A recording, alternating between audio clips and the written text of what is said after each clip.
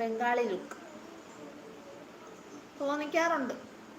ഞാൻ ചായക്കടയിൽ നിന്നൊക്കെ അങ്ങനെ അതുപോലത്തെ കോമഡിയൊക്കെ ഫേസ് ചെയ്തിട്ടുണ്ട്. ഒരു വട്ടം ഞാനും ഹസ്ബൻഡും കൂടെ പോയപ്പോൾ ഞങ്ങൾ മുമ്പാണേ ഒരു ഇൻസിഡൻറ്റ് ഉണ്ടായിട്ടുണ്ട്. ചായക്കടയിൽ പോയി ചായ കുടിച്ചു കഴിഞ്ഞിട്ട് ഷാറുഖ് ഖാൻ പൊളി ആക്ടറാണ്. പിന്നെ ഇല്ലേ, Shahrukh Khan is my crush, lover, everything. അപ്പോൾ എന്താ പറഞ്ഞ, ചായക്കടയിൽ പോയി ഞങ്ങൾ ചായ കുടിച്ചിട്ട് അവസാനം കുടിച്ചു കഴിഞ്ഞിട്ട് എത്രയായിന്ന് ചോദിച്ചു. അപ്പോൾ എന്നെ കണ്ടാൽ ഒരു ബംഗാളി ലുക്ക് ഉള്ളത് കൊണ്ടും എൻ്റെ ഭർത്താവിനെ കണ്ടാലും ഒരു ചെറിയൊരു ബംഗാളി ലുക്കുണ്ട്. ഒരു പണിക്ക് വന്ന ഹിന്ദിക്കാരനെ പോലെ തന്നെ ഇരിക്കും. വീട്ടിലെ കോലത്തിലാണെങ്കിൽ അങ്ങനെ ഉറപ്പിച്ചോ, അങ്ങനെയാണ്.